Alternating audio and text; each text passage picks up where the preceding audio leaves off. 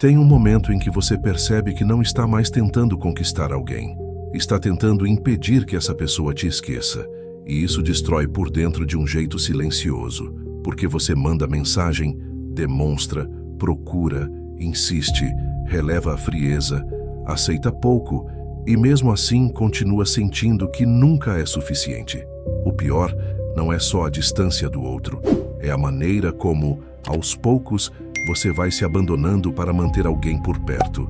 E é exatamente aqui que tudo começa a virar. Porque, quando você para de correr atrás, não é só a dinâmica da relação que muda. É você que começa a voltar para o próprio eixo. Tem gente que ainda acredita que insistir é prova de amor. Mas quase sempre, quando você corre demais atrás de alguém, o que está se revelando não é amor, é medo. Medo de perder, medo de ser substituído, medo de não ser lembrado, medo de aceitar que a pessoa já não está te entregando o mesmo lugar que você ainda insiste em dar a ela. E esse medo faz você agir contra si mesmo. Faz você aceitar respostas frias como se fossem esperança. Faz você transformar demora em expectativa. Faz você chamar migalha de vínculo. E cada vez que faz isso, uma parte da sua força emocional vai embora. Se isso falou com você, escreve: eu preciso voltar para mim. Porque essa é a verdade que quase ninguém quer encarar. Correr atrás raramente aproxima. Na maioria das vezes, só revela quem está emocionalmente mais dependente. E quando a dependência aparece, o valor percebido muda. Não porque você vale menos, mas porque você começa a se oferecer num lugar onde não há reciprocidade. Você se torna disponível demais para alguém que já não teme a sua ausência. E quando alguém não teme te perder, continua te recebendo sem precisar te respeitar na mesma medida. É por isso que o sofrimento fica tão confuso. Você não entende como alguém que recebeu tanto ainda consegue agir com tanta indiferença. Mas a lógica emocional de muitas relações é cruel. Aquilo que você força perde peso. Aquilo que se mantém inteiro ganha presença. Quanto mais você tenta convencer alguém da sua importância, mais transmite, sem perceber, que nem você acredita totalmente no seu próprio valor. E isso muda tudo, porque quem está centrado não implora atenção. Quem se enxerga não negocia dignidade. Quem entendeu seu valor não transforma afeto em perseguição. Só que eu sei que não é simples, porque você não corre atrás só da pessoa. Você corre atrás do que viveu, do que imaginou, do que esperou, do que projetou. Você corre atrás da chance de finalmente ser escolhido por quem te deixou inseguro. E isso cria um ciclo emocional devastador. A rejeição aumenta sua necessidade de validação. A distância do outro aumenta sua obsessão por proximidade.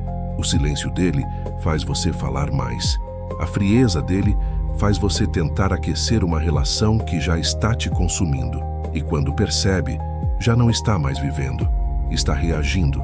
O estoicismo entra exatamente aqui, no ponto em que sua dor precisa parar de mandar em você.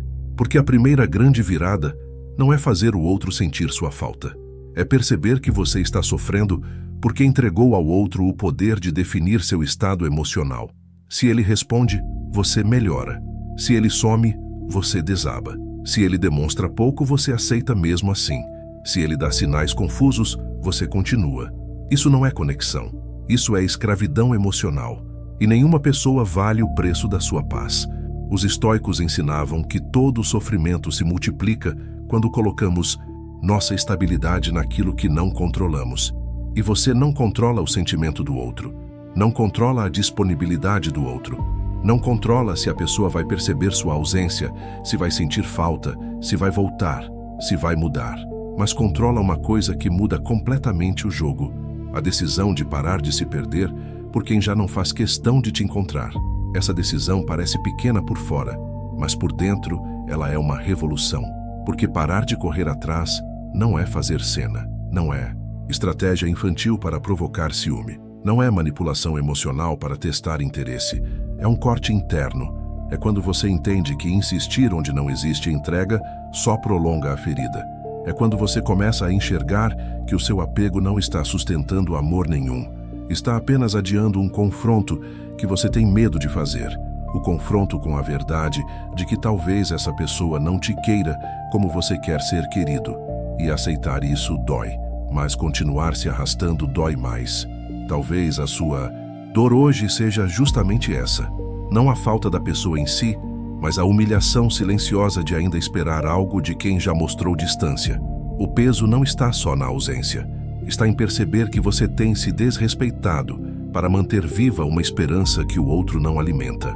E essa consciência é dura, mas também é libertadora, porque quando você finalmente vê o que está fazendo consigo mesmo, nasce a possibilidade de parar. E parar aqui não é desistir do amor, é desistir da autotraição. É decidir que a sua dignidade não vai mais depender de uma resposta, de uma visualização, de uma volta, de um gesto mínimo. É entender que o maior poder não está em fazer alguém sentir sua falta. Está em não precisar mais se diminuir para tentar ser amado. Esse é o início do desapego verdadeiro. Não um desapego frio, arrogante ou cruel, mas um desapego lúcido. Um desapego que nasce quando você se cansa de sangrar em silêncio por alguém que já não sustenta o que você sente. E é aí que algo começa a mudar dentro de você. Porque no exato momento em que para de correr, você começa a observar. E quando observa, começa a ver. E quando vê, já não consegue mais fingir que não entendeu.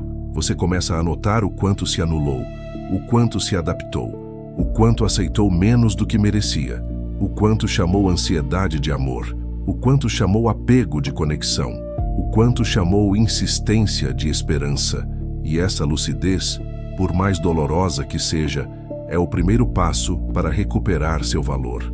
No fundo, a grande pergunta não é se a pessoa vai sentir sua falta. A grande pergunta é: quanto de você ainda vai ser perdido até decidir se escolher?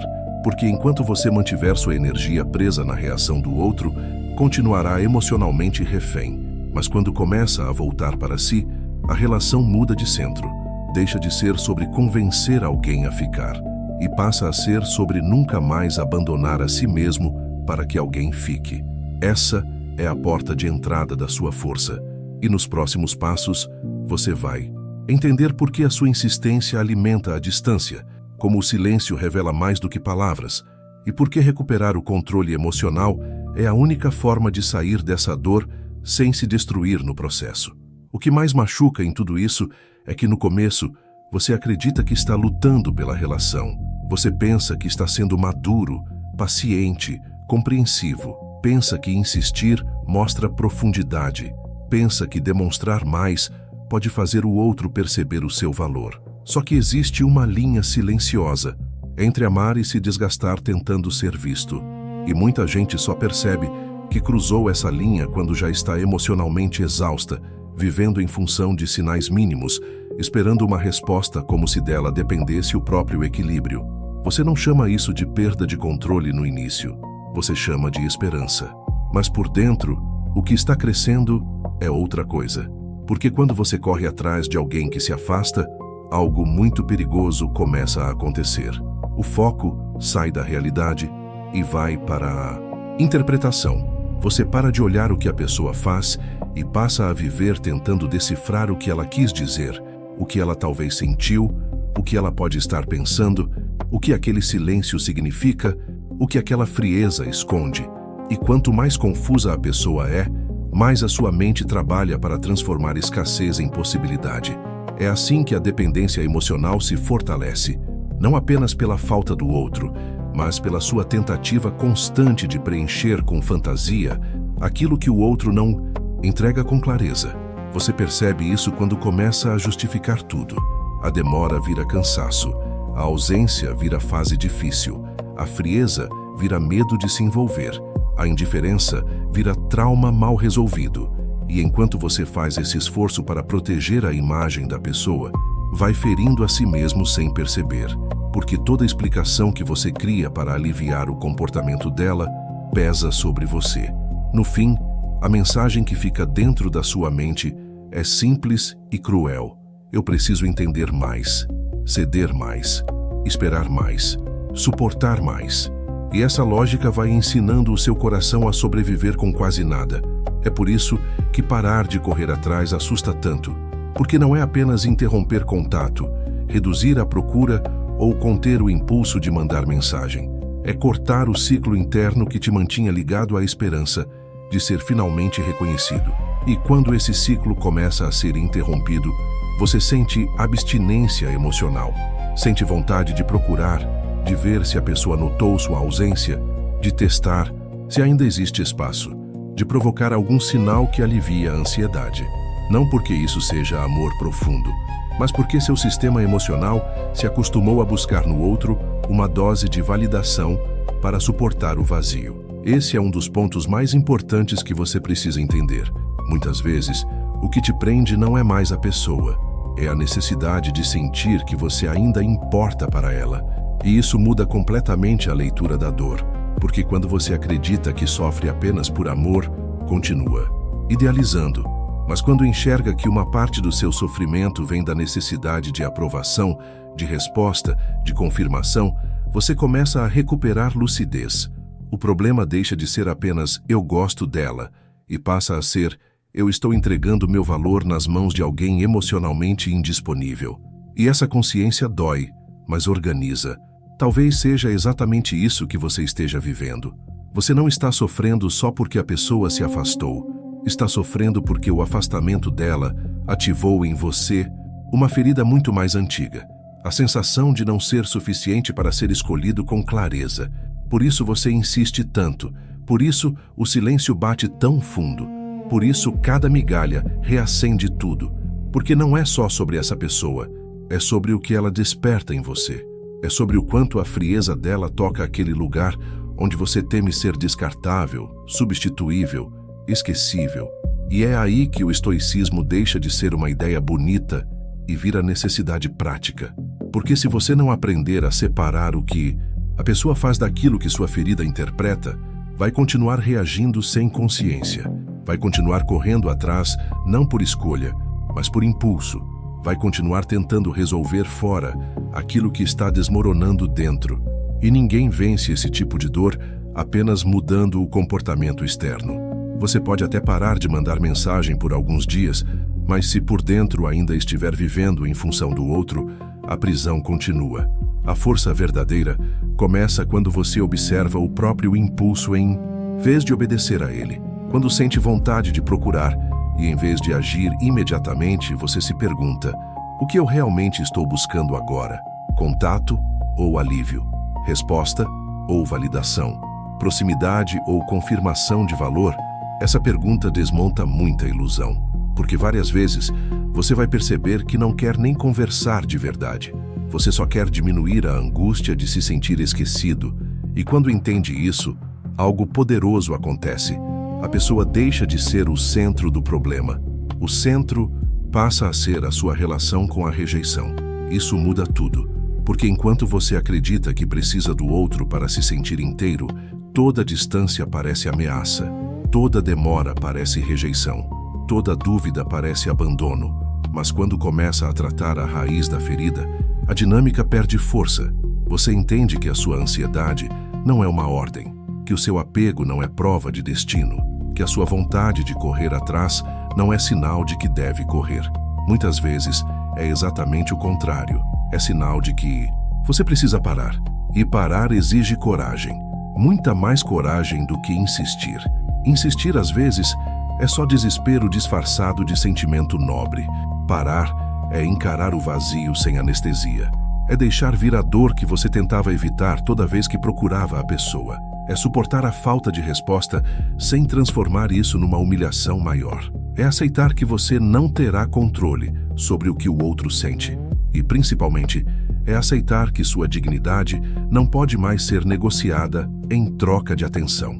Tem gente que confunde esse movimento com frieza, orgulho ou jogo, mas não tem nada a ver com isso.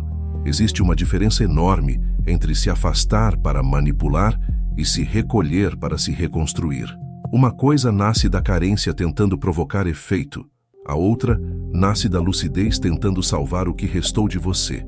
Quando você para de correr atrás com consciência, você não está dizendo, agora quero que sintam minha falta.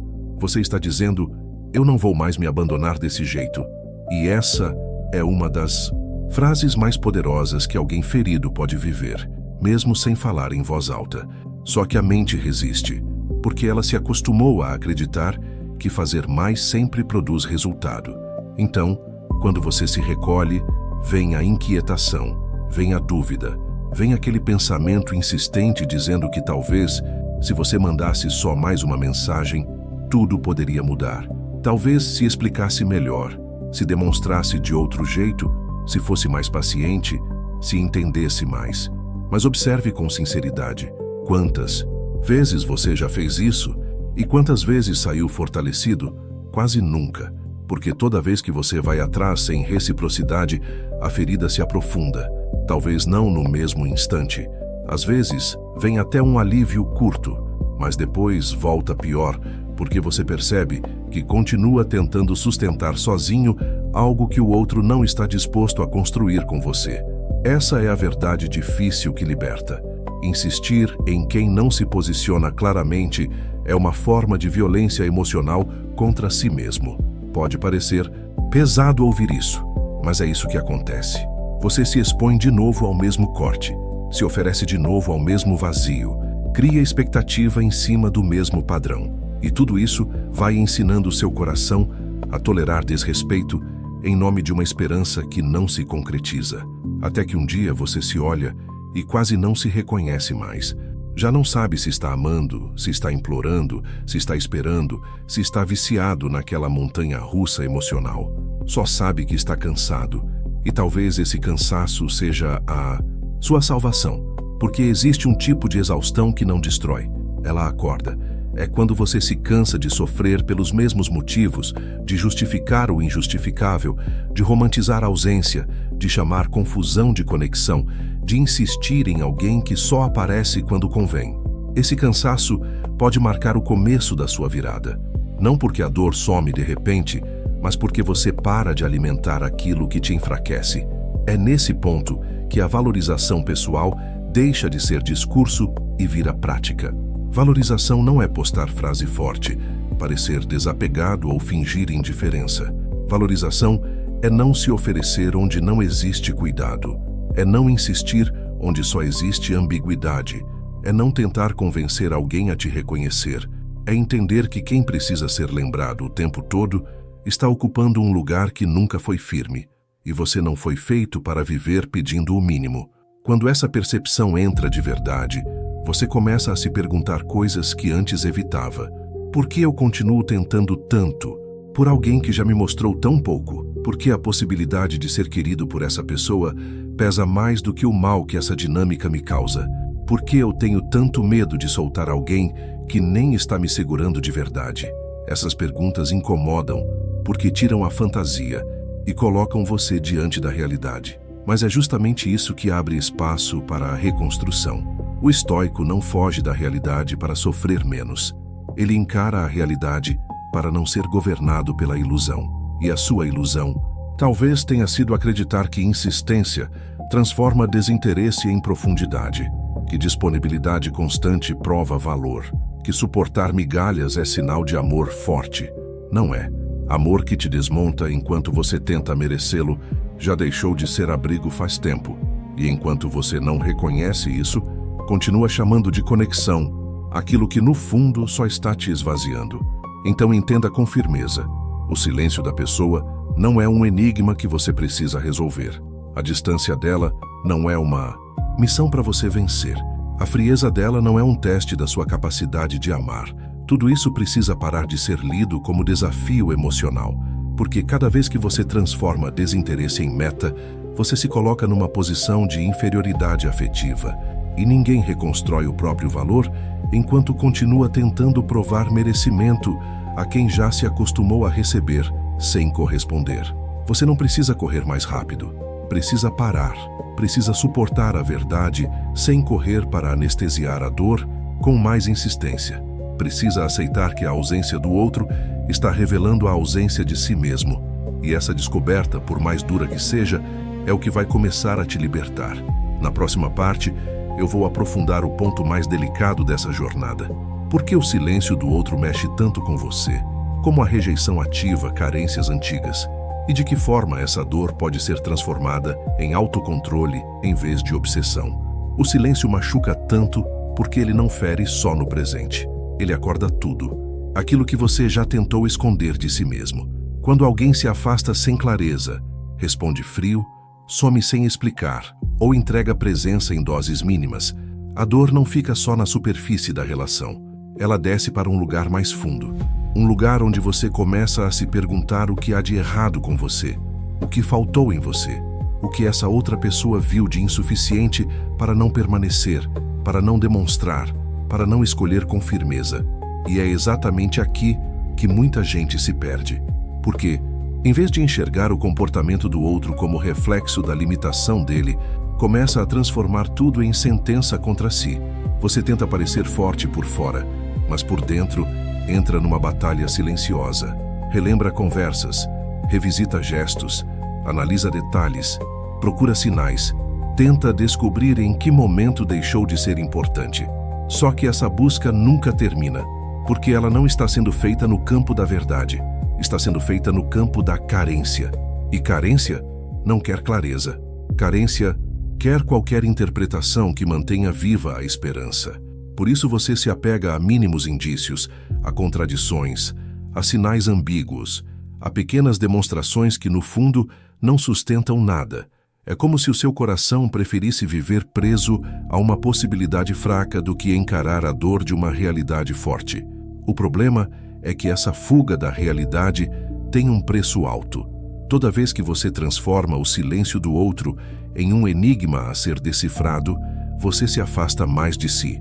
Porque, enquanto tenta entender por que a pessoa esfriou, desapareceu ou se tornou indiferente, deixa de perceber o estrago que essa dinâmica está fazendo em você. O foco vira totalmente externo. Você acorda pensando no outro, dorme revendo o outro, interpreta o dia a partir do outro. Seu humor depende do outro. Sua energia gira em torno do outro. E sem perceber, você já não está mais vivendo uma relação. Está vivendo um estado de submissão emocional. É por isso que o estoicismo é tão necessário nesse momento. Não como teoria distante, mas como disciplina interior. O estoicismo te obriga a perguntar: o que de fato está sob meu controle aqui? E a resposta, por mais difícil que seja, é libertadora. Não está sob seu controle o interesse da pessoa. Não está sob seu controle a capacidade dela de valorizar. Não está sob seu controle a maturidade emocional dela, a consistência dela, a vontade dela de ficar, de demonstrar, de corresponder. Nada disso pertence a você, mas pertence a você o que faz com a ausência dela. Pertence a você a forma como interpreta o silêncio. Pertence a você a decisão de continuar se humilhando ou de se recolher com dignidade. Pertence a você o poder de parar de alimentar a própria ferida. Só que esse poder não aparece de forma grandiosa. Ele começa pequeno. Começa quando você sente vontade de ir atrás e não vai. Quando sente vontade de mandar mensagem e segura. Quando a mente cria 1000 teorias. E mesmo assim, você decide não reagir no impulso. Isso parece pouco, mas é enorme. Porque durante muito tempo, você foi governado por aquilo que sentia. A ansiedade mandava, você obedecia. O medo de perder mandava, você corria. A carência apertava, você se oferecia. A insegurança falava, você se explicava demais. Então, quando começa a interromper esse automatismo, algo muda na estrutura do seu sofrimento. A dor ainda existe, mas já não comanda tudo. E talvez essa seja uma das verdades mais importantes que você precisa ouvir. Sentir falta não é motivo para se desrespeitar. Sentir saudade não obriga ninguém a se diminuir. Sentir dor não justifica se arrastar atrás de quem só aparece quando quer.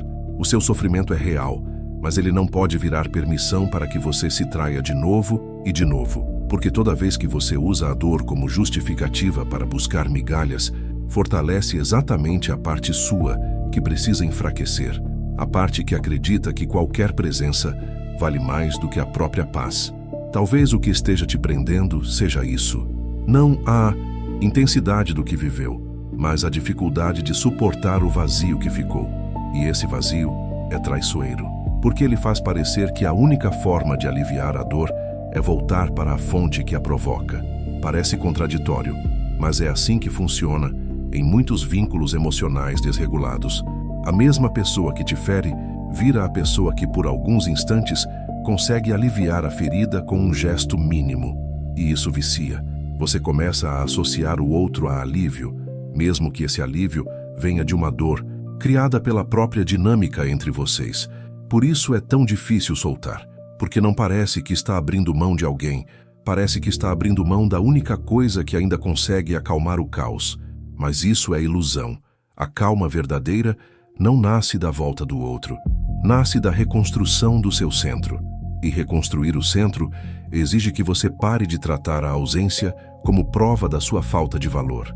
A ausência do outro diz muito mais sobre o lugar que ele consegue ocupar do que sobre o seu valor, como pessoa. Só que, para enxergar isso, você precisa parar de olhar tudo com os olhos de quem quer ser escolhido a qualquer custo, porque quem quer ser escolhido a qualquer custo sempre negocia demais, aceita demais, justifica demais. E a consequência é cruel. Quanto mais você negocia sua dignidade, mais longe fica da sua força. Pensa comigo com honestidade. Quantas vezes o seu sofrimento aumentou, não porque a pessoa fez algo novo, mas porque você imaginou demais em cima do que ela não fez? Quantas noites foram destruídas não por uma verdade dita, mas por um silêncio interpretado? Quantas vezes uma simples demora virou prova de rejeição total dentro da sua cabeça? Quantas vezes você saiu de si, criou cenários, sentiu o corpo apertar, o peito pesar, a mente correr, tudo porque sua ferida tomou o volante? É isso que precisa ser confrontado, não apenas o comportamento do outro, mas a força que você ainda dá à interpretação que nasce da sua insegurança. Esse confronto é duro, porque ele tira você do papel de vítima passiva, não no sentido de culpar você pela dor, mas no sentido de devolver responsabilidade sobre a cura. Sim, o outro pode ter sido confuso, frio, ausente, egoísta. Sim, isso fere. Sim, isso desorganiza. Mas a permanência nessa prisão depende de algo mais, de continuar alimentando por dentro a crença de que sem essa pessoa você perde valor. E é aqui que a virada estoica precisa acontecer. Você não precisa negar a dor, precisa negar a autoridade que essa dor tinha sobre suas decisões.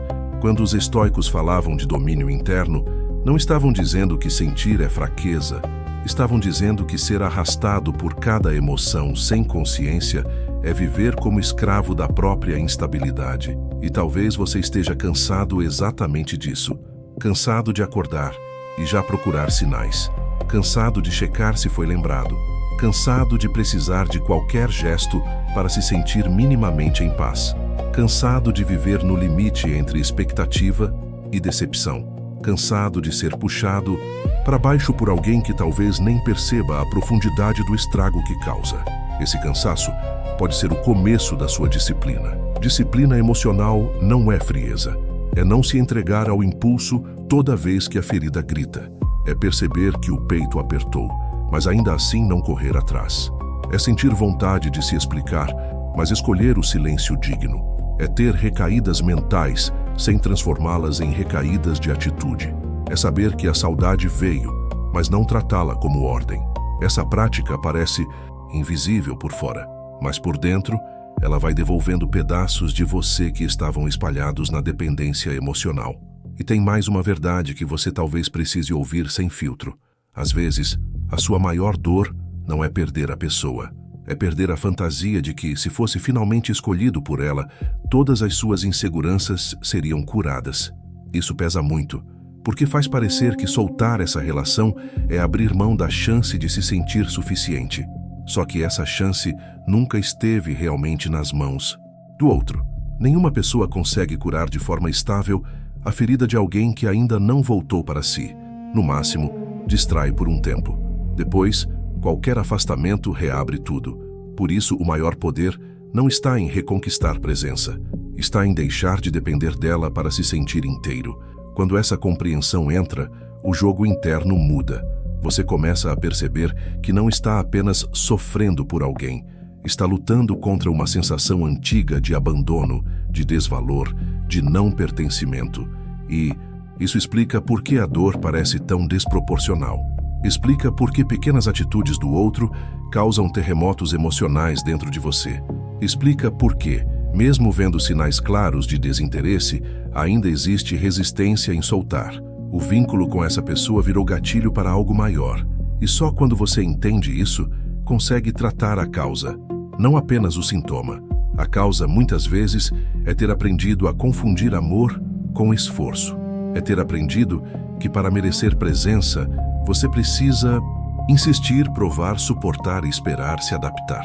Então, quando encontra alguém indisponível, algo em você reconhece esse padrão como familiar. Sofre, mas continua. Se machuca, mas insiste. Se decepciona, mas interpreta isso como desafio. E esse é um dos ciclos mais destrutivos da vida emocional, porque ele faz você lutar para permanecer onde deveria ter saído em paz. Mas agora, você já consegue ver mais. Já consegue perceber que a dor do silêncio não está apenas na falta de resposta. Está no que essa falta desperta em você. E esse é o ponto exato em que a obsessão pode começar a virar autocontrole. Porque quando você nomeia o que sente com verdade, para de ser levado com tanta facilidade por isso. Você percebe, isso que eu sinto não é só amor, é ativação de carência. Isso que eu chamo de conexão tem muito de dependência. Isso que eu descrevo como saudade tem também necessidade de validação. E quanto mais honesto você é com isso, mais força recupera. A honestidade, aqui, não te afunda. Ela te salva, porque a mentira emocional mais perigosa é aquela que você conta para si mesmo para continuar preso. A mentira de que só mais uma tentativa pode resolver. A mentira de que a pessoa vai perceber do nada tudo o que perdeu. A mentira de que, se você amar mais um pouco, finalmente será amado da forma que precisa. Algumas pessoas até podem sentir sua falta quando você para de correr atrás. Isso acontece. A ausência muda dinâmicas. O silêncio revela posições. A distância expõe acomodações. Mas esse não pode ser o centro da sua decisão. Porque se você se afasta apenas para produzir efeito, ainda continua preso. Ainda continua fazendo do outro o eixo da sua vida. O verdadeiro rompimento acontece quando você para por você. Quando entende que o maior resultado do desapego não é a reação de quem foi embora, mas a reconstrução de quem estava se perdendo. E essa reconstrução começa no exato momento em que você deixa de transformar o silêncio do outro numa sentença sobre quem você é. Na próxima parte eu vou entrar no confronto mais decisivo dessa jornada. O erro emocional de querer provar valor para quem só te reconhece quando sente sua ausência. E por que isso pode manter você preso, mesmo depois de ter decidido se afastar. Existe um erro emocional que prende muita gente mesmo depois de ter decidido se afastar. A vontade secreta de que a sua ausência finalmente prove o seu valor. Por fora, você para de correr atrás, diminui o contato, fica em silêncio, tenta se preservar, mas por dentro ainda continua esperando um efeito. Continua imaginando o momento em que a pessoa vai perceber, vai sentir falta, vai notar o vazio, vai voltar diferente, vai reconhecer tudo o que você era. E é aqui que muita gente acha que está se libertando, quando na verdade só trocou a forma da dependência. Antes, você buscava validação na presença. Agora busca validação na reação à sua ausência. Esse ponto é muito delicado porque ele parece força, mas ainda é prisão. Parece autocontrole, mas ainda é expectativa. Parece desapego, mas no fundo continua sendo uma tentativa de obter do outro aquilo que você ainda não conseguiu consolidar dentro de si. A certeza do seu valor. E enquanto essa certeza depender de uma resposta, de uma procura, de uma volta, de um arrependimento ou de uma falta sentida, você ainda estará emocionalmente atado, talvez mais silencioso, mais contido, mais distante por fora, mas ainda atado. É por isso que tanta gente sofre mesmo depois de se afastar, porque o corpo saiu da dinâmica, mas a mente continua ajoelhada diante dela. A pessoa já não recebe mais suas mensagens, mas continua ocupando quase todo o seu espaço interno. Você para de falar, mas não para de esperar. Para de procurar, mas não para de imaginar. Para de se humilhar externamente, mas continua emocionalmente disponível para qualquer mínimo sinal que reviva tudo. E isso precisa ser dito com clareza, porque sem essa clareza, a sua recuperação fica incompleta. Afastamento. Sem reconstrução vira só um intervalo da dependência. Talvez você conheça essa sensação. Você decide parar, mas no fundo acompanha se houve reação. Observa se a pessoa visualizou algo, se notou o seu sumiço, se tentou se aproximar, se mudou a postura, se apareceu com outra energia. Cada movimento do outro ainda te atravessa. E quando não acontece nada, a dor volta com outra forma. Não é mais só a dor da rejeição direta. É a dor de perceber que nem a sua ausência provocou o impacto que você imaginava. E isso atinge o ego, a carência e a ferida ao mesmo tempo, porque parece confirmar o pior medo. Talvez eu nunca tenha importado tanto assim. Mas presta atenção nisso com muita honestidade. O valor que você tem não pode ser medido pela capacidade de causar falta em alguém emocionalmente confuso, frio, acomodado ou indisponível. A reação da outra pessoa não é régua segura para a sua importância. Às vezes, ela sente e não demonstra. Às vezes, demonstra e não sustenta. Às vezes, só reage porque perdeu conveniência, não porque reconheceu valor. Às vezes, volta não por amor, mas por costume, ego ou desconforto com a própria solidão. Então veja como é perigoso construir sua autoestima em cima de um retorno que pode nascer de qualquer motivação. Se você não entende isso, corre o risco de confundir qualquer movimento do outro com redenção emocional.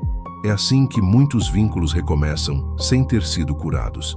A pessoa some, você sofre, decide se afastar, ela percebe a mudança, reaparece com sinais e pronto, tudo em você reacende. Não porque a base tenha mudado, mas porque sua ferida interpretou aquele retorno como prova de valor. De repente, você sente alívio. Sente que afinal importou. Sente que o seu silêncio funcionou. Sente que havia sentimento. Só que muitas vezes o que voltou não foi consistência. Foi apenas acesso. A pessoa sentiu a perda do seu fornecimento emocional, não necessariamente a profundidade do seu valor. E se você não estiver lúcido, abre de novo a porta para a mesma dinâmica que te machucou. Esse é um confronto duro, mas libertador. Nem toda falta sentida é amor. Nem toda reaproximação é consciência. Nem todo retorno é reconhecimento. Há pessoas que sentem sua falta como quem sente falta de conforto, de atenção, de disponibilidade, de alguém sempre ali. Mas isso não significa que estejam prontas para te tratar com a clareza, a firmeza e o respeito que você merece. E se você ainda estiver faminto por validação, qualquer sinal vai parecer suficiente para te fazer voltar à mesma prisão com outro nome.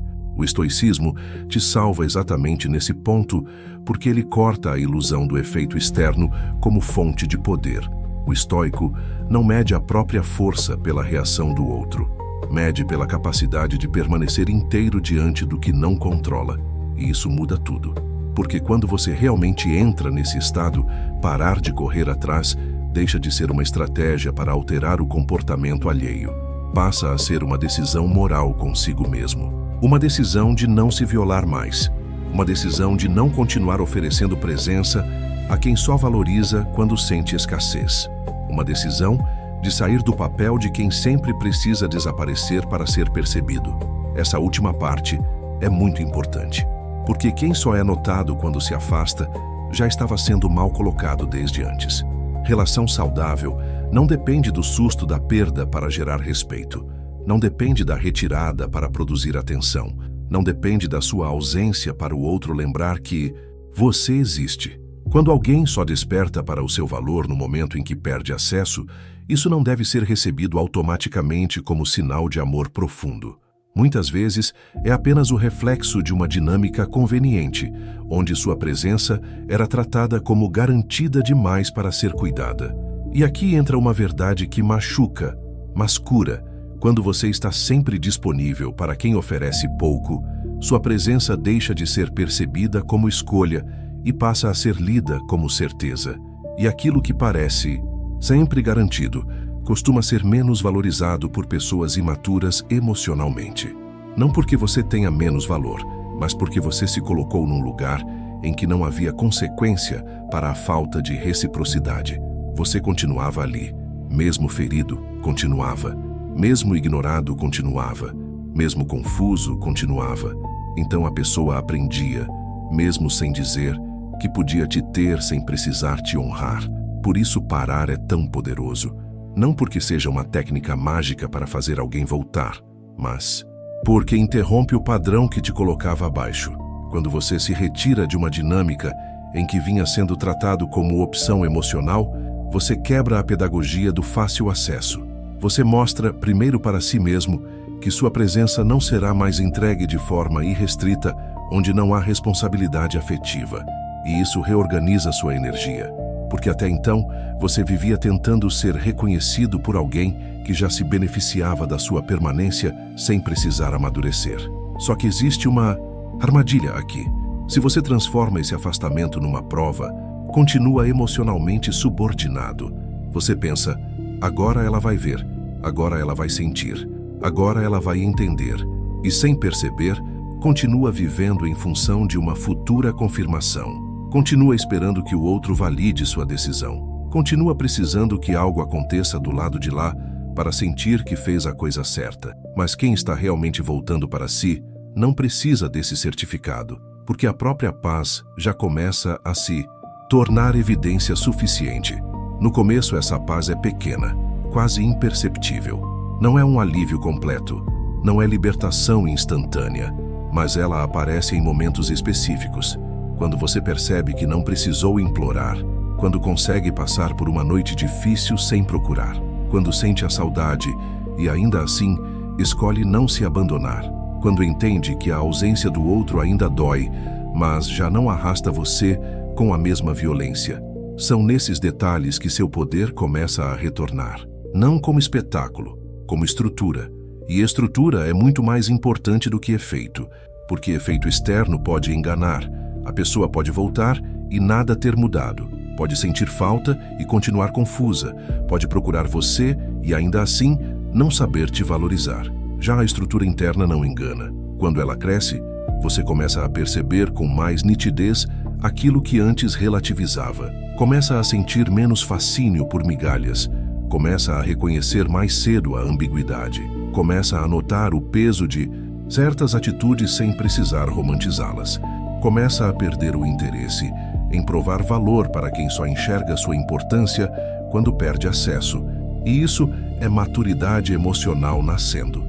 Talvez por muito tempo você tenha desejado ser a falta que ensina alguém a te amar.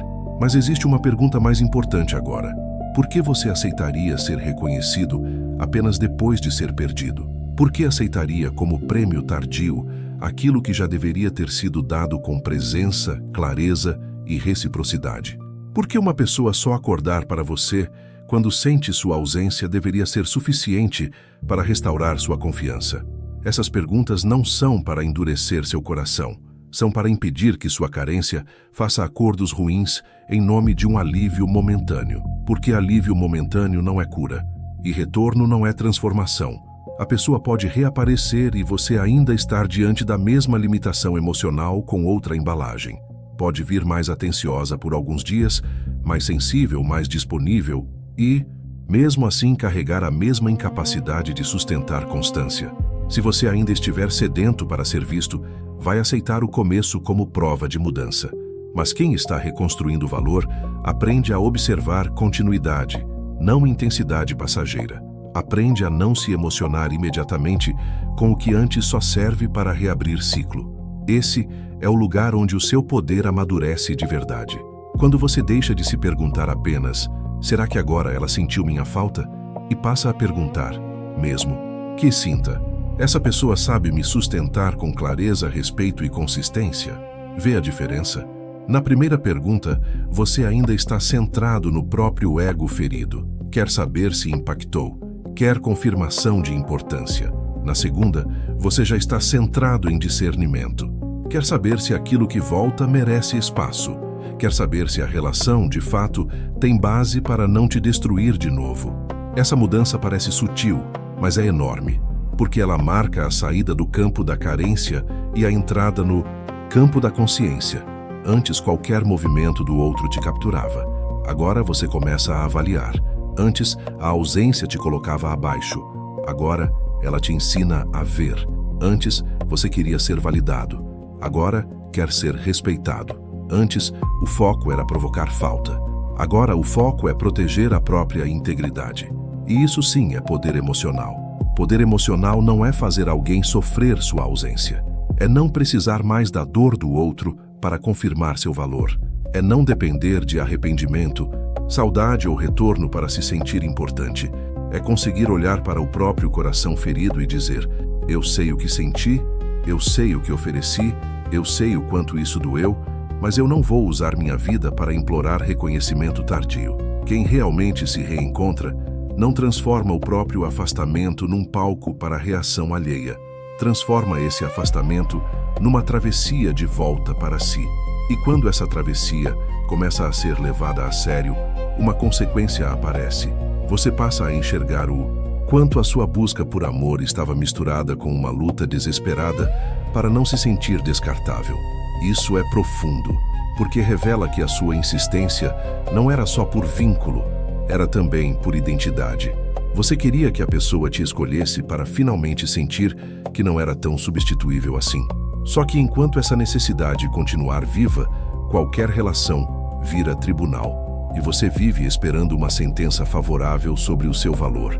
Mas valor real não nasce de sentença externa, nasce de alinhamento interno. Nasce quando você decide que não vai mais medir sua importância pela reação de quem te teve e não soube sustentar.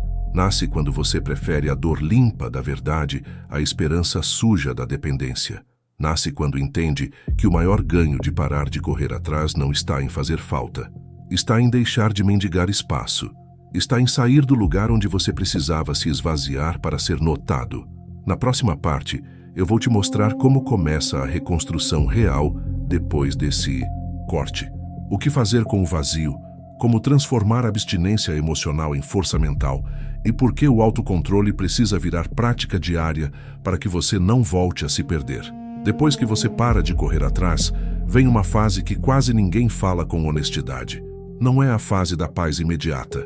Não é o momento em que tudo faz sentido, a dor passa e você se sente livre. Na verdade, o que vem primeiro costuma ser um vazio estranho, um silêncio por dentro, uma sensação de retirada. Como se alguma parte sua estivesse procurando o que perdeu, mesmo sabendo que aquilo também te fazia mal.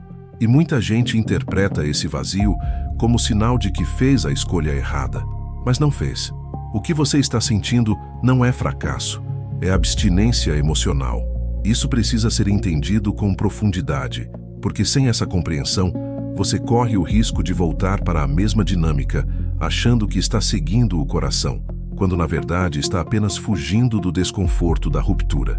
Durante muito tempo, seu sistema emocional se acostumou a viver em estado de espera, tensão, expectativa, alívio curto e nova frustração.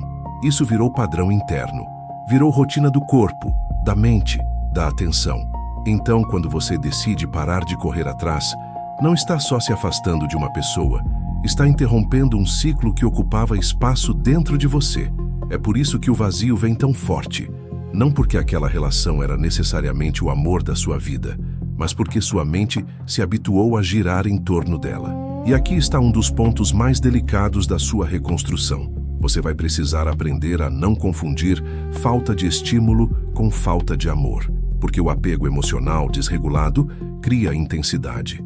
E intensidade engana, faz parecer profundidade, faz parecer conexão única, faz parecer destino. Mas muitas vezes o que havia ali era um vínculo sustentado por instabilidade, carência e imprevisibilidade. Um dia a pessoa vinha, no outro sumia. Um dia demonstrava, no outro esfriava. Um dia te dava esperança, no outro te deixava em dúvida. Isso cria vício emocional, porque seu cérebro passa a viver em busca de recompensas intermitentes. Você nunca sabe quando vai receber, então permanece preso esperando. E quando corta esse ciclo, o corpo sente, a mente protesta, a saudade aumenta, o impulso de voltar aparece. Mas nada disso significa que você precisa voltar. Significa apenas que o processo de desintoxicação começou. Talvez você esteja vivendo exatamente essa fase. Por fora, tenta se manter firme. Por dentro, sente uma inquietação constante. Pega o celular sem motivo. Pensa no que a pessoa estaria fazendo. Imagina se ela percebeu seu silêncio. Cria cenários, relembra momentos, romantiza detalhes. Às vezes, até entende racionalmente que precisava se afastar, mas emocionalmente ainda se sente puxado. Isso não te faz fraco, isso te faz humano. O problema não é sentir esse puxão. O problema seria obedecer a ele toda vez, como se todo impulso merecesse virar ação. É aqui que o autocontrole deixa de ser conceito bonito e vira prática diária de sobrevivência emocional. Autocontrole, nesse contexto, não é reprimir tudo o que sente, não é fingir que não dói, não é vestir uma máscara de frieza para parecer forte. Autocontrole é sentir tudo isso e ainda assim não se abandonar. É ter vontade de procurar e escolher não procurar. É imaginar a pessoa e não transformar essa lembrança em movimento automático. É perceber que o coração apertou, que a carência veio, que a saudade encostou e ainda assim permanecer do seu lado. Isso é maturidade emocional em construção. Não a ausência da dor, mas a recusa em deixar que ela volte a mandar na sua vida. E eu sei que essa parte é difícil, porque o vazio mexe com tudo. Ele te confronta com a ausência do outro e com a ausência de você mesmo. Mostra o quanto sua rotina interna estava ocupada por alguém que talvez nem estivesse tão presente assim. Mostra o quanto você pensava, sentia e reagia a partir dessa dinâmica.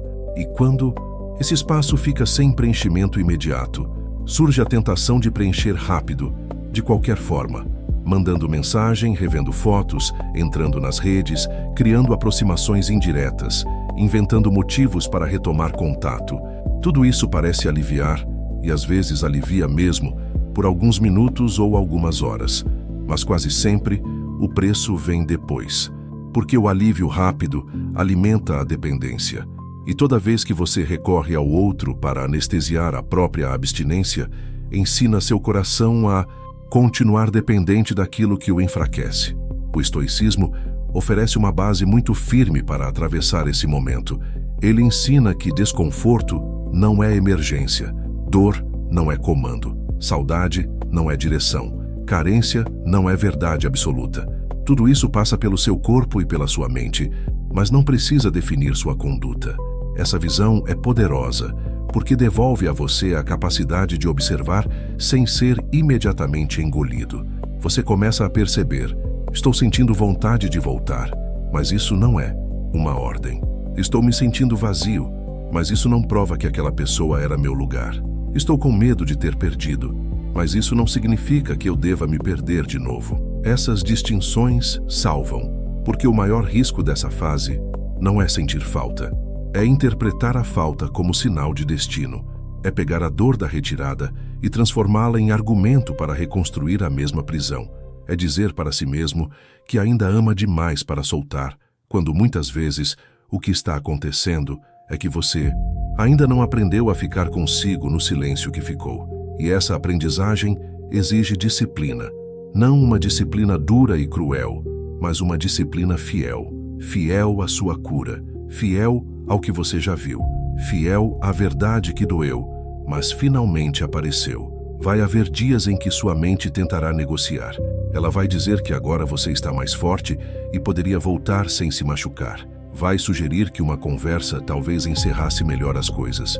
Vai tentar te convencer de que a pessoa pode ter mudado só porque você sumiu. Vai usar sua própria sensibilidade contra você, fazendo parecer que permanecer firme é ego, frieza ou orgulho. Mas observa bem, muitas vezes isso não é amor falando, é abstinência buscando desculpa para retornar ao ponto de acesso mais conhecido. E se você não ficar atento, veste de esperança aquilo que no fundo ainda é dependência emocional querendo alimento. É por isso que reconstrução não acontece só quando você corta o contato. A reconstrução real começa quando aprende a sustentar esse corte com consciência, quando para de tratar cada recaída mental como fracasso, Quando entende que pensar na pessoa não anula sua decisão, que sentir saudade não invalida sua lucidez, que ter vontade de voltar não significa que deva voltar. Existe uma diferença enorme entre o que você sente e o que escolhe fazer com o que sente. E essa diferença é exatamente o território onde seu poder interno começa a nascer. Talvez você tenha passado muito tempo acreditando que força emocional era não sentir, esquecer rápido, seguir em frente sem abalo. Mas não é assim. Força emocional é continuar inteiro enquanto atravessa o que dói. É não implorar, mesmo com o coração confuso. É manter a dignidade, mesmo nos dias de fraqueza. É não transformar a própria carência em ponte de volta para quem já te desestabilizou. É conseguir dizer para si: isso está doendo, mas eu não vou piorar minha dor me entregando de novo ao que me fere. Essa é uma das formas mais altas de amor próprio. Não o amor próprio performático, que aparece em frases fortes e gestos de aparência, mas o amor próprio silencioso, que escolhe não se violentar outra vez. E nessa fase, uma coisa importante começa a acontecer.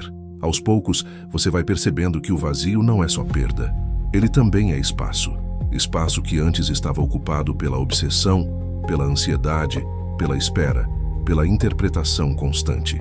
Espaço que agora pode parecer cruel porque está nu, mas que também pode virar terreno de reconstrução. Só que isso só acontece se você resistir à urgência de preenchê-lo com qualquer migalha.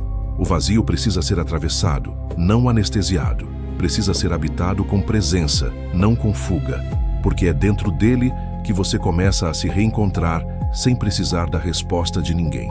No começo, esse reencontro é sutil.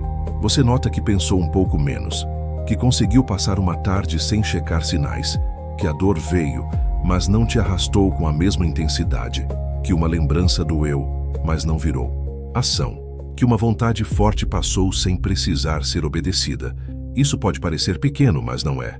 Esses são os primeiros sinais de que seu sistema interno está deixando de ser totalmente governado por aquela dependência. Cada pequeno gesto de autocontrole fortalece uma nova versão sua. Uma versão que ainda sente, ainda se abala, ainda oscila, mas já não se entrega automaticamente ao que a destrói. E aqui existe uma virada muito bonita, embora silenciosa. Durante muito tempo, você quis recuperar o controle fazendo a pessoa mudar, entender, perceber, sentir, voltar. Agora, começa a perceber que o controle que realmente importa nunca esteve ali. Ele estava na forma como você respondia à ausência, ao silêncio, à rejeição, à carência. E quanto mais assume essa verdade, menos precisa forçar qualquer desfecho externo, porque já não está tentando vencer a pessoa ou a situação. Está tentando não perder mais a si mesmo. Essa mudança é profunda, porque desloca a energia da obsessão para a construção. Em vez de gastar tudo imaginando o que o outro sente, você começa a observar o que ainda precisa curar em si. Em vez de perguntar o tempo todo, por que ele ou ela fez isso comigo? Você passa a perguntar, por que isso me prende tanto? Em vez de focar apenas na falta recebida, começa a olhar para o abandono que praticou contra si ao aceitar tão pouco. Essas perguntas não servem para te culpar, servem para te devolver, porque só se reconstrói de verdade quem tem coragem de ver também a própria participação no ciclo que o machucou.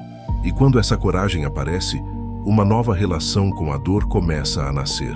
A dor deixa de ser apenas um buraco a ser tapado e vira também uma professora difícil. Ela mostra seus excessos, suas carências, seus medos, suas idealizações. Mostra o quanto você entregou poder a alguém que nunca deveria ter ocupado esse centro. Mostra o quanto tentou receber do outro uma confirmação que precisava ser consolidada dentro. E essa consciência, mesmo dura, é o que vai transformar a abstinência emocional em força mental. Porque força mental não é endurecer, é ganhar estrutura para não desmoronar toda vez que uma ferida é tocada. Você não precisa vencer essa fase de uma vez. Não precisa acordar amanhã sem sentir nada. Não precisa provar nada a ninguém. O que precisa é continuar escolhendo a si mesmo nos momentos em que a carência pedir retorno. Precisa continuar firme quando a mente criar atalhos para te levar de volta ao lugar que já feriu. Demais. Precisa lembrar com serenidade e firmeza que a dor da falta não é maior do que a dor de se trair repetidamente. E toda vez que sustenta essa escolha, mesmo tremendo por dentro, você se torna mais livre. Na próxima parte, eu vou te mostrar o ponto em que essa cura deixa de ser apenas resistência e vira identidade. Quando você já não para de correr atrás só para se proteger, mas porque realmente entendeu o seu valor e não aceita mais se reduzir para caber no afeto confuso de ninguém. Chega um momento em que o processo deixa de ser apenas segurar a vontade de voltar. Deixa de ser só resistir ao impulso, sobreviver ao vazio ou conter a recaída. E começa a acontecer algo mais profundo. Você passa a enxergar com nitidez o que antes tentava justificar. É como se depois de muito tempo olhando tudo pela lente da carência, você finalmente conseguisse olhar pela lente da verdade. E essa verdade muda o seu lugar interno. Porque, quando ela entra de verdade, você não para de correr atrás só para evitar mais sofrimento. Você para porque entende que continuar seria uma traição contra aquilo que agora você já reconhece em si. Essa é uma virada silenciosa, mas poderosa. Antes, a sua luta era para não procurar. Agora, sua consciência começa a dizer que já não faz sentido procurar. Antes, você precisava se controlar para não mandar mensagem. Agora, começa a perceber que uma parte sua já não quer mais se colocar naquele lugar. Antes, a ausência da pessoa parecia um buraco. Impossível. Agora você começa a ver que o buraco maior era o que se abria dentro de você toda vez que aceitava menos do que precisava para chamar aquilo de vínculo. E essa percepção não vem como vingança, raiva ou desprezo. Ela vem como dignidade. Dignidade é uma palavra importante aqui, porque muita gente fala de amor próprio, mas vive sem contato real com essa força. Dignidade não é orgulho ferido, não é pose, não é frieza calculada, não é se fazer de indiferente. Dignidade é quando você entende com calma e firmeza que não pode mais se oferecer onde sua presença é tratada como algo fácil demais para ser cuidado. É quando você para de achar normal viver em função do humor, da disponibilidade e da confusão emocional de outra pessoa. É quando você percebe que ser sensível não te obriga a se humilhar, que amar não te obriga a se diminuir, que sentir muito não te obriga a aceitar pouco. Talvez por muito tempo você tenha confundido intensidade com importância. Achou que, porque doía muito, precisava significar muito. Achou que porque pensava muito, aquilo era raro. Achou que porque a ligação emocional parecia profunda, valia a pena suportar o descontrole, a ambiguidade, o silêncio, a falta de reciprocidade. Mas dor intensa não é prova de amor verdadeiro. Às vezes, é só prova de ferida ativada. Às vezes, é só o resultado de ter colocado seu valor num lugar instável demais. E quando você finalmente entende isso, algo se reorganiza. O encantamento pela migalha começa a quebrar. A fascinação pela presença irregular perde força. O que antes parecia irresistível começa a parecer cansativo. E isso é sinal de cura. Porque curar não é apenas esquecer alguém. Curar é mudar o tipo de coisa que te impressiona. É deixar de chamar atenção confusa de conexão. É deixar de chamar retorno instável de saudade profunda. É deixar de chamar insistência unilateral de história especial. Quando a cura amadurece, você já não se emociona com o mínimo que antes te prendia. Você olha e vê o que é, não o que gostaria que fosse. E essa lucidez é uma das formas mais altas de poder emocional, porque ela te impede de romantizar aquilo que quase te destruiu. O estoicismo fala muito sobre viver de acordo com a realidade, não com a fantasia. E talvez esse seja o ponto em que você mais cresce, quando para de amar a projeção e começa a enxergar a verdade. A verdade de que alguém pode até ter despertado muito em você, mas ainda assim não ter estrutura para te viver com clareza. A verdade de que você pode ter sentido intensamente, mas ainda assim estar preso num padrão que te enfraquecia. A verdade de que o outro pode até sentir algo, mas não o suficiente para sustentar a responsabilidade emocional que um vínculo exige. E a verdade de que o seu valor não pode continuar sendo colocado em julgamento toda vez que uma pessoa confusa entra ou sai da sua vida. É nesse ponto que o desapego deixa de ser esforço e vira consequência. Você já não solta porque quer parecer forte. Solta porque já não quer continuar se ferindo com os olhos abertos. Já não se afasta para provocar impacto. Se afasta porque percebeu o impacto que permanecer estava causando em você. Já não reduz contato como tática. Reduz porque entendeu que excesso de acesso sem reciprocidade destrói seu centro. Já não espera ser notado através da falta. Começa a preferir a paz de quem não precisa mais ser lembrado por quem só valoriza quando perde. Isso é enorme, porque significa que o eixo começou a sair do outro e voltar para você. E quando esse eixo volta, sua energia muda. Você fala diferente por dentro, pensa diferente, sente diferente. Não porque tenha virado outra pessoa de um dia para o outro, mas porque parou de se enxergar a partir da escassez. Antes, havia sempre uma pergunta silenciosa te perseguindo.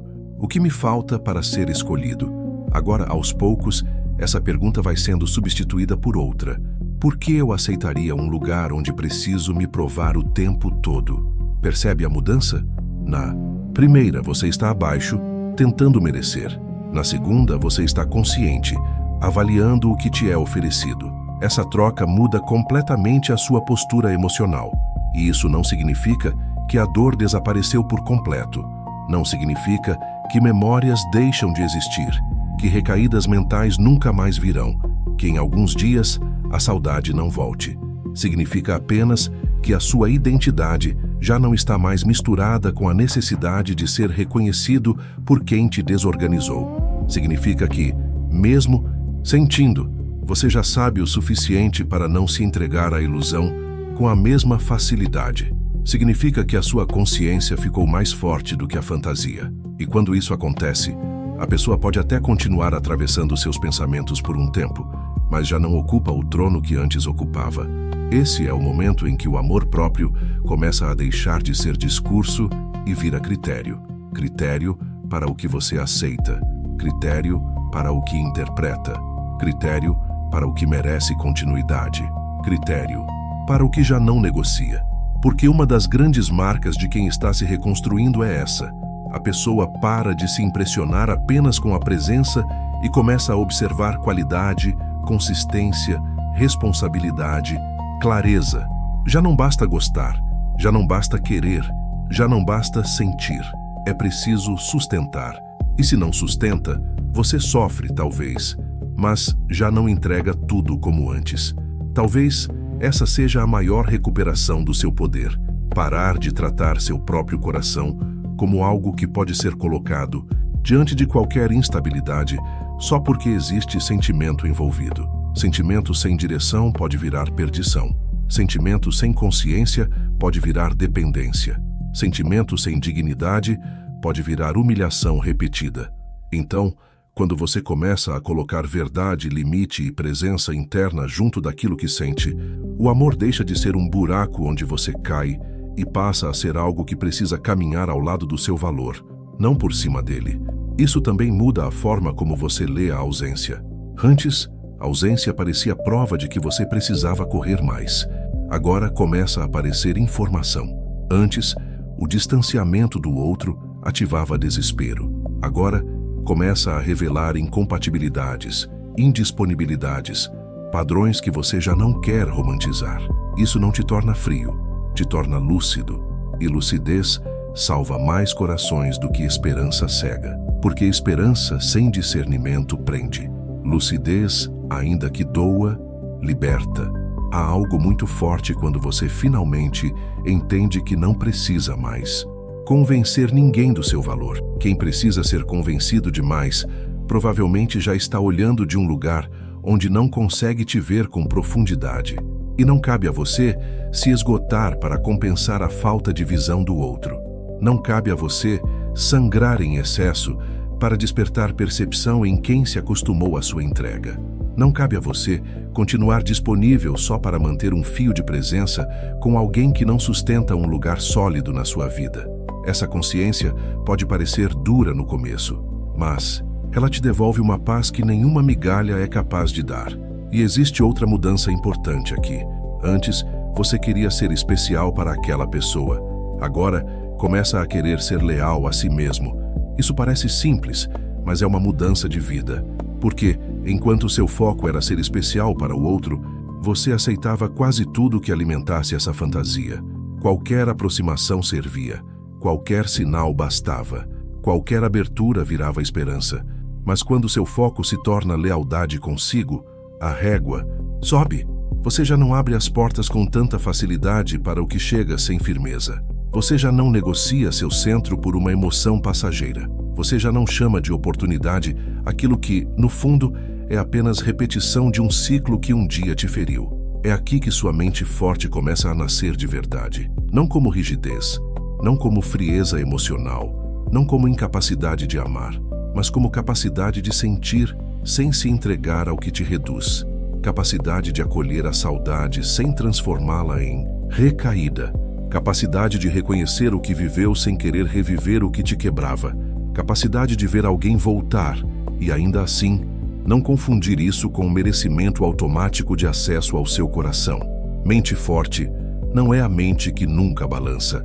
É a mente que balança, mas não se ajoelha facilmente diante daquilo que já viu ser destrutivo. Talvez em algum momento você ainda receba um sinal. Talvez a pessoa sinta sua falta. Talvez apareça. Talvez tente reabrir espaço. Talvez não. E veja como, neste ponto, a resposta já começa a perder força. Porque o centro da sua vida já não pode mais ser a reação dela. Essa é a grande vitória. Não controlar o que o outro fará, mas não entregar mais sua estabilidade ao que o outro decide. Isso é liberdade emocional. É quando a ausência já não te define, a presença já não te compra e a esperança já não te engana com a mesma facilidade. Quando você chega aqui, percebe que o verdadeiro ganho nunca foi fazer a pessoa sentir sua falta. Isso até pode acontecer, mas é pequeno perto do que realmente importa. O verdadeiro ganho é você deixar de correr atrás daquilo que exigia sua autodestruição. É voltar a habitar o próprio valor. É recuperar o respeito por si mesmo. É perceber que seu coração pode continuar sensível sem continuar submisso. É descobrir que ainda existe amor dentro de você, mas agora com coluna, com consciência, com limite, com dignidade. E talvez essa seja uma das formas mais bonitas de renascimento emocional. Você não volta sendo alguém que sente menos. Volta sendo alguém que se trai menos. Não volta endurecido. Volta mais alinhado. Não volta vazio. Volta menos dependente. Não volta vingativo. Volta lúcido. E essa lucidez muda tudo, porque faz você entender que a sua paz nunca deveria ter sido colocada em leilão pela atenção instável de ninguém.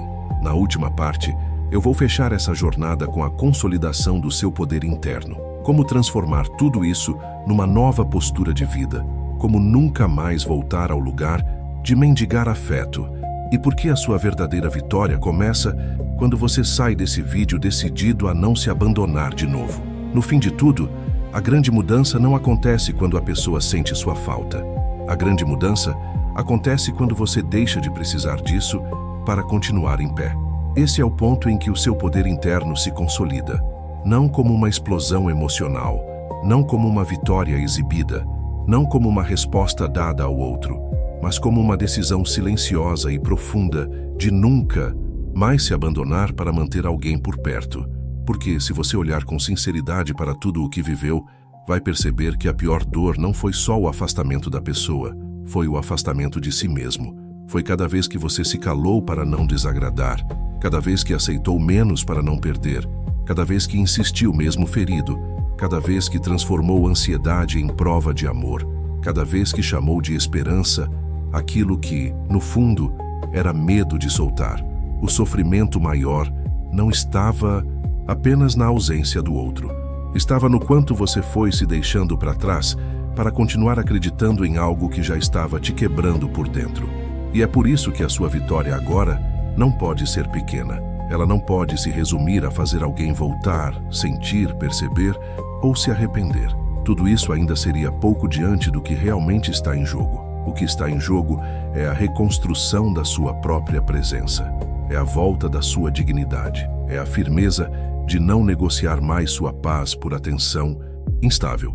É a coragem de nunca mais confundir migalha com vínculo, silêncio com profundidade, ambiguidade com amor ou retorno com transformação. Talvez a pessoa sinta sua falta. Talvez o seu silêncio mude a dinâmica. Talvez a sua ausência gere impacto. Isso pode acontecer.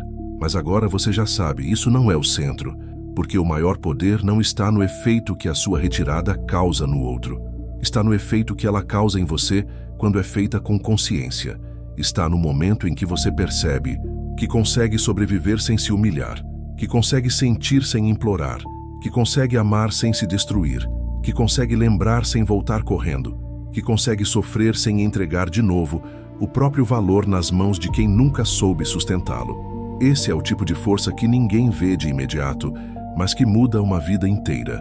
Porque quando você aprende isso de verdade, não muda apenas uma relação, muda sua forma de se posicionar no amor, na dor, na ausência, na rejeição e em qualquer vínculo futuro.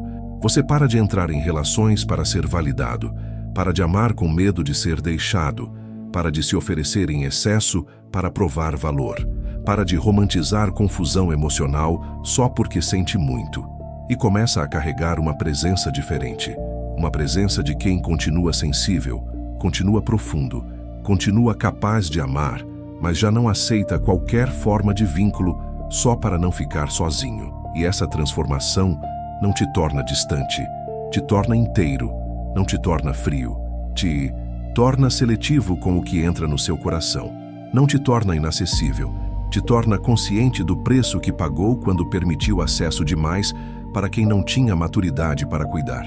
Há uma diferença enorme entre fechar o coração e proteger o próprio centro. O que você está construindo aqui não é um muro, é uma base emocional que impede você de cair toda vez que alguém aparece com presença parcial, interesse confuso ou sentimento sem consistência. Porque agora você já conhece o ciclo, já sabe como ele começa, sabe como a falta de clareza vira ansiedade, como a ansiedade vira insistência, como a insistência vira perda de valor, como a perda de valor vira dependência emocional, como a dependência faz você chamar migalha de amor. E justamente por já conhecer esse caminho, você também pode escolher não percorrê-lo outra vez. Isso é maturidade, não a ilusão de que nunca mais vai doer, mas a consciência de que dor não pode mais ser motivo para você abandonar a si mesmo. Pode ser que ainda existam dias difíceis, dias em que a lembrança volte forte, dias em que a saudade aperte, dias em que uma pequena curiosidade queira te empurrar para trás, dias em que sua mente tente romantizar o que já foi esclarecido pela dor. E nesses dias, você vai precisar se lembrar de tudo o que viu. Vai precisar se lembrar que a carência fala alto, mas não fala a verdade inteira. Vai precisar se lembrar que sentir falta não significa ter que voltar. Vai precisar se lembrar que o coração ferido sente urgência, mas a consciência sabe esperar. Vai precisar se lembrar que sua paz vale mais do que qualquer alívio momentâneo que custe sua dignidade. E talvez essa seja a sua maior prova de amor próprio daqui para frente. Continuar se escolhendo mesmo quando ninguém estiver vendo. Continuar firme mesmo sem aplauso, sem retorno, sem reconhecimento externo. Porque o amor próprio verdadeiro não nasce no momento em que você se sente forte. Ele nasce no momento em que você está frágil e, ainda assim, decide não se trair. Ele nasce quando a vontade de correr atrás aparece e você permanece. Quando a saudade dói e você não transforma essa dor em ponte para a própria humilhação. Quando a esperança tenta te seduzir com a possibilidade de um retorno, mas você já não troca sua paz por promessas vagas. Nesse ponto, você percebe que o desapego não é perder alguém, é parar de perder a si mesmo. E isso muda completamente o sentido da sua jornada. Porque antes, o seu foco era como fazer a pessoa sentir minha falta. Agora a pergunta mais forte se torna: como eu nunca mais volto ao lugar de me faltar? Essa é a pergunta que transforma. Essa é a pergunta que te amadurece. Essa é a pergunta que te devolve para um lugar onde seu valor não depende de ser lembrado, procurado ou escolhido, por alguém que só percebe sua importância quando perde acesso. Você não precisa mais correr atrás para provar que sente. Você não precisa mais insistir para mostrar que é verdadeiro. Você não precisa mais se desgastar para convencer alguém de que merece presença. Quem tem clareza demonstra. Quem tem maturidade sustenta. Quem quer estar encontra forma, encontra constância, encontra lugar. E quando isso não existe, o seu papel não é compensar com excesso de entrega. O seu papel é preservar o que há de mais valioso em você, sua integridade emocional. Talvez demore um pouco até que essa nova postura fique natural, mas ela já começou. Começou no instante em que você deixou de olhar apenas para a ausência do outro e começou a olhar para o abandono que vinha cometendo contra si. Começou no instante em que você percebeu que o maior poder não estava em ser lembrado, mas em voltar para si. Começou no instante em que você entendeu que não quer mais amor que exija autodestruição como prova de lealdade. E quando essa compreensão entra de verdade, você já não consegue mais voltar ao mesmo lugar com a mesma inocência. Daqui para frente, o seu caminho não é endurecer, é se tornar mais verdadeiro, consigo. É sentir, mas com consciência. É amar, mas com limite. É se entregar, mas sem se apagar. É estar aberto, mas não disponível para qualquer confusão. É manter o coração vivo sem deixá-lo indefeso diante de quem não sabe cuidar. Essa é a nova forma de poder que o estoicismo te entrega. Não a ilusão de controlar o outro, mas a capacidade de não ser controlado pela sua carência, pelo seu medo ou pela ausência de alguém. E quando você vive isso, algo muito bonito acontece. A pessoa deixa de ser o centro da história. A dor deixa de ser o centro da história. Até a rejeição deixa de ser o centro da história. O centro volta a ser você, sua reconstrução, sua dignidade, sua clareza, sua força silenciosa, sua decisão de não transformar mais o amor numa guerra contra si mesmo. E é aí que a liberdade começa de verdade. Então, se existe algo que você precisa guardar depois de tudo isso, é o seguinte: parar de correr atrás pode até fazer alguém sentir sua falta, mas o maior milagre acontece quando, nesse processo, você finalmente sente a própria presença de novo. Quando você volta a se ouvir, volta a se respeitar, volta a se enxergar, volta a se proteger, volta a ser a casa que nunca mais abandona a si mesma. Se isso falou com você, escreve: "Eu não vou me abandonar de novo", e leve isso com você. O verdadeiro desafio começa fora do vídeo.